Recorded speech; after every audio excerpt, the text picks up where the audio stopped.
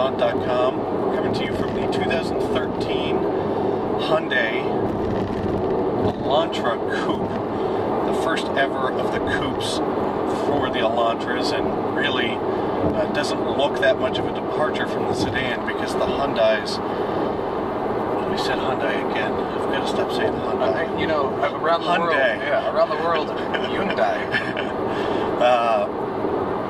This one is the SE, which is really the base model with the 6-speed manual transmission. It comes in just under $20,000. This one has floor mats as an option, and with a $795 destination fee, pushes it over the $20,000 barrier. This model is powered by a 1.8-liter direct injected inline 4 that makes 148 horsepower, 131 foot-pounds of torque. Most of that power is delivered high in the rev range. It's a car that, if you want to drive it enthusiastically, you need to keep it above 4,000 RPM. So with the 6-speed manual, it's actually a bit of a challenge to keep it high in the rev range. Hyundai's current claim to fame seems to be how many cars they have that get 40 miles to the gallon, and this is one of them. On the highway with the 6-speed manual, you hit that 40 mile per gallon number.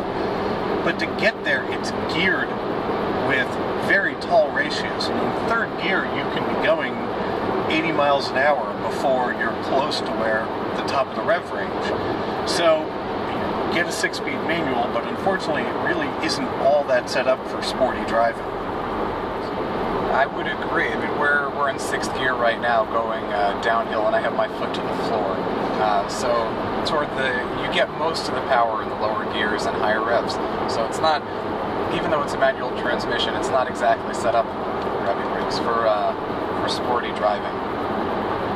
Yeah, I think the transmission isn't quite class leading, but it's more distinct than some of the other Hyundais that we've experienced have been. And the clutch pedals get a short throw. You can actually tell where the engagement point is, which is a nice feature that not a lot of cars have these days.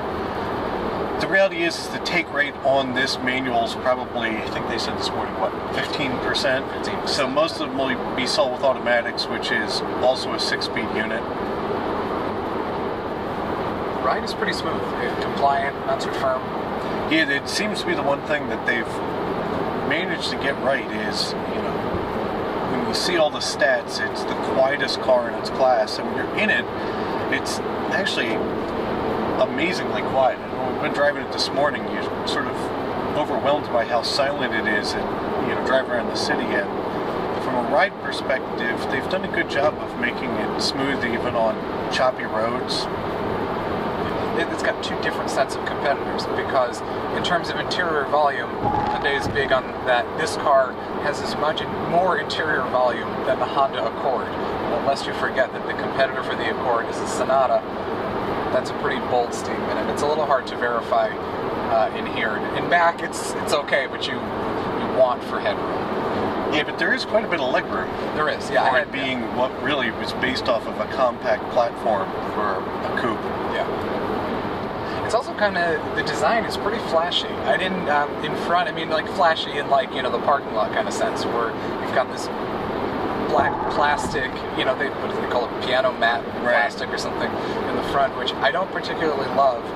And proportionally, the car is much narrower in front than I thought it was going to be. And when the Elantra sedan, we're about to pass a Sonata, that's a really substantial looking car, and I'm curious if this just kind of feels like a stretched out Elantra when you look at it. I gotta shift up. Shift out. This is good. It's clearly geared for economy. Brakes are a little grabby. Yeah, it's weird. It's almost got that sort of Volkswagen initial bite to the pedal. Exactly, yeah. But I don't know if it's quite as firm after that. You know, this is not what you would expect from a Korean car 5 years ago or 10 years ago. I think the big thing is no longer do you have to make the excuse for Hyundai on value. Right. They're starting to compete on content and drive quality and some other aspects. It's no longer just a value proposition. But even so, as a value proposition, this starts at, this is what, $20,000? Right. That's not a bad value, considering you do get a lot of equipment. It's styled really well, and what's so nice is the styling outside. If you like the styling outside, you'll like the styling inside. In summary, the Elantra Coupe, I think, fills a bit of a gap for Hyundai. Really, it's just for people who want something about this size, but want a little bit more of a stylish feel than the four-door would be. It's not the sportiest thing, but it seems to be pretty economical from a economy perspective. You get a decent amount of content for $20,000. It seems to be a decent little car.